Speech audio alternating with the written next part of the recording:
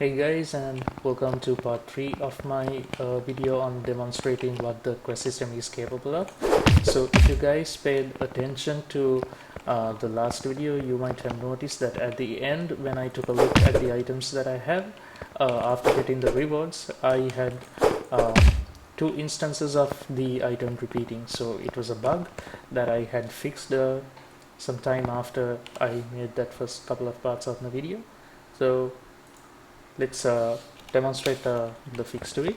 So I have completed my quest now, and I'm heading back to uh, the quest provider. So let's go there. Alright, so as of now I have only the sprite on me. So once I interact, you see that I got the katana and sword on me. So let's take a look at our inventory, and you can see that we have the shield and the katana now. They're not repeating twice. And I can of course remove the quest items after the quest has been completed. If this is something necessary, I can add it as an attribute. Just let me know what you guys think about it. Okay, so we are going to do the setting up of the shop system next. So this is something that most of you guys have requested of me. So without further ado, let's get into that.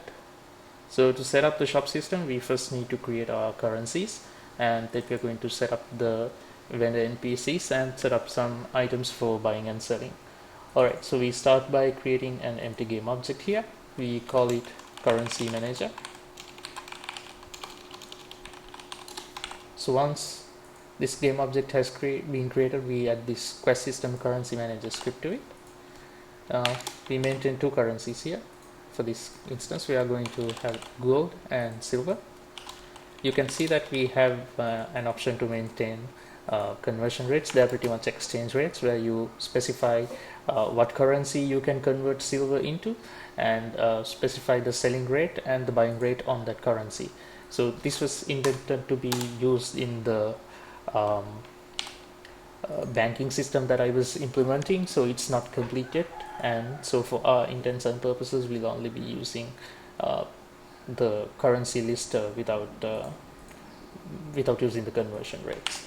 Okay, so whenever I'm going to refer to the index of these currencies in the currency manager, I'll be referring to them based on a 0 index, which means gold's index will be 0 and silver's index will be 1. So the starting index is always 0. So I apologize if you can hear the noise. I live a little far from an airport, so you can hear a lot of planes going here and there. Alright, so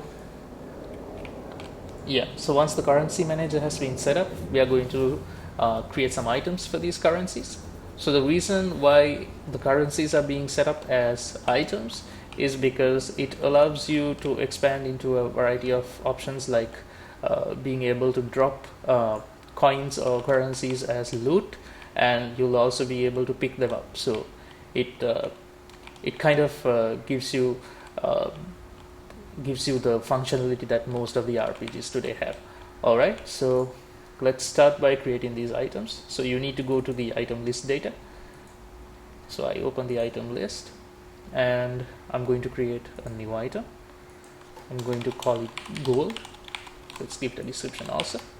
And I have created a new item type called currency, and this is also stackable, and let's say I can have a maximum of 1,000 currencies, 1,000 gold pieces on me.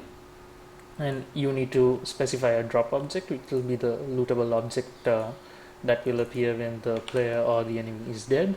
So you can change this to something more appealing, such as a loot bag. So right now this is the standard thing that comes with Invector, which is a yellow hologram sort of rotating icon based on this axe, shield, and the sword. Okay. So we need to add an attribute here, which is the currency indexing manager. So like I mentioned before, the currencies will be referred to by the 0th index. So for gold, the currency indexing manager would be 0.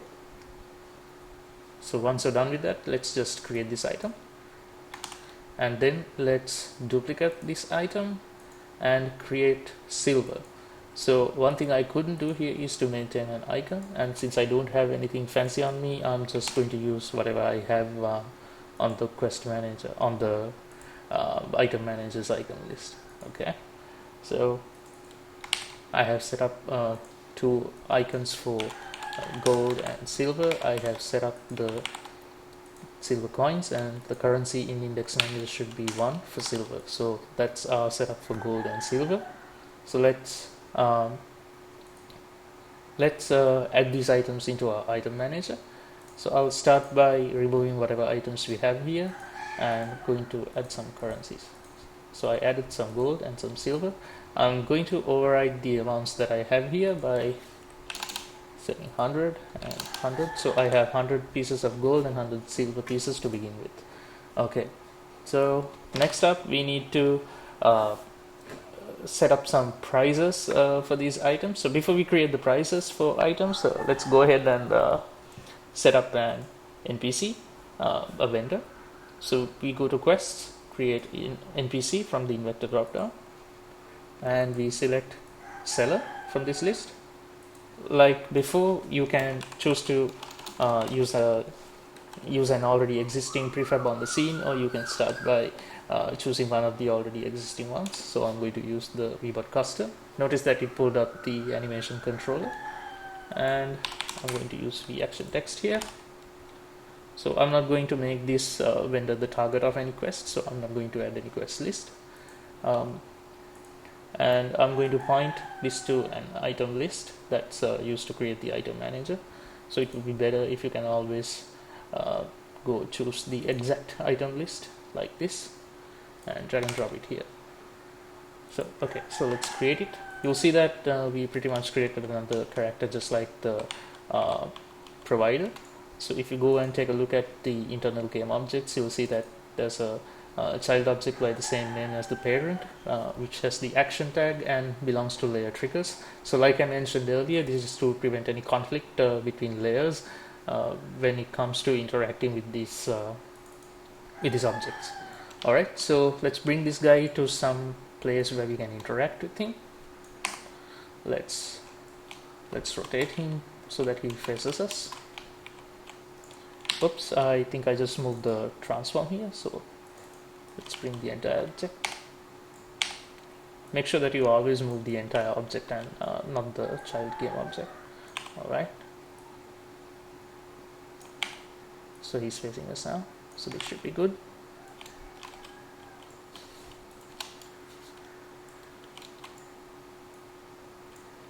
Alright, so you can see that we still have not assigned any items to this guy. So before we assign items, let's go back to our item manager once more, and let's maintain some prices for certain items that we have on this list. So I'm going to be creating a potions render, so I'm going to add a few attributes to the health potions that make them sellable. So the last three attributes, currency, index in manager, the buy price from vendor, and the sell price to vendor, are going to be the three attributes I need. So I'm going to be adding all of these at once. So the currency index in manager is the currency at which I'm going to sell these health potions at. So I'll be selling them for gold, and I will make the price for the unit price you buy health potions at to be 50 pieces of gold, and you'll be able to sell these at only 25 pieces. So when you go to a vendor and you try to sell something, you'll be only able to sell it for 25 pieces of silver. Alright, sadly that's how business works for us. Okay, so let's do the same with the stamina potions. I'm going to be adding the currency index in manager, the buy price from vendor, and the sell price to vendor. Alright, so once these things are in order, I'm going to maintain a currency index in manager for this. So let's say I'm going to buy this for silver. The buy price would be 50 pieces of silver, and the sell price would be 25 once more. Alright, so once we're done with setting up these items, I'm going to add them to my vendor script. So you can choose to add the health potion and the stamina potion. So you can see these attributes here. So pretty much like the item manager, you can override this here, but I'm not going to do that. Which means if you want to change this currency for a particular vendor, so if you want to be selling this at silver instead of gold for this particular vendor, you can just go to change attributes and override that value to 1 here. So that's the idea. So it's pretty much like the item manager. Alright, so let's play and see how we can work with this. Alright, so you can see that I have 100 pieces of gold and 100 pieces of silver in me. So I'm going to interact with the vendor that I placed here. So you can see that he has 10 health potions and 20 stamina potions. So when I expand this, you can see that I have only the buy option and the sell option is disabled. The reason for the sell option to be disabled is because I don't have any of these items on me. Yeah, so I'm going to buy. So you can see that I can't buy anything more than 2 health potions, and the reason for this is the amount I have on me is just 100 gold pieces, and these go at 50 gold pieces. Yeah, so I'm going to buy all of it, and you can see that the buy option is disabled for me now, but I can sell these things. So let's buy one piece of one stamina potion. So you can see that the item got deducted there, and I still have enough silver on me to buy more pieces of more stamina potions, and I can also sell what I have. So let's try to buy. Oh, you can see that I can buy only 1 extra potion of stamina. Alright, so let's try to sell one of these things. Actually, before we sell, let's take a look at my inventory. So you can see that I have 25. I have 2 health potions and 2 stamina potions, and I have lost all of my currencies. So I'm going to sell these back to get some gold. So I'm going to sell 1 potion of 1 health potion and 1 stamina potion. So that should give me some currency back. So you can see that I got 25 pieces of gold and 25 pieces of silver for the purchases I made. So that's pretty much setting up the shop system, and it's quite easy. So I hope you enjoy this video. So with the next part, we are going to discuss setting up spawners. So this is something interesting, and I hope you'll enjoy it. See you around in part 4.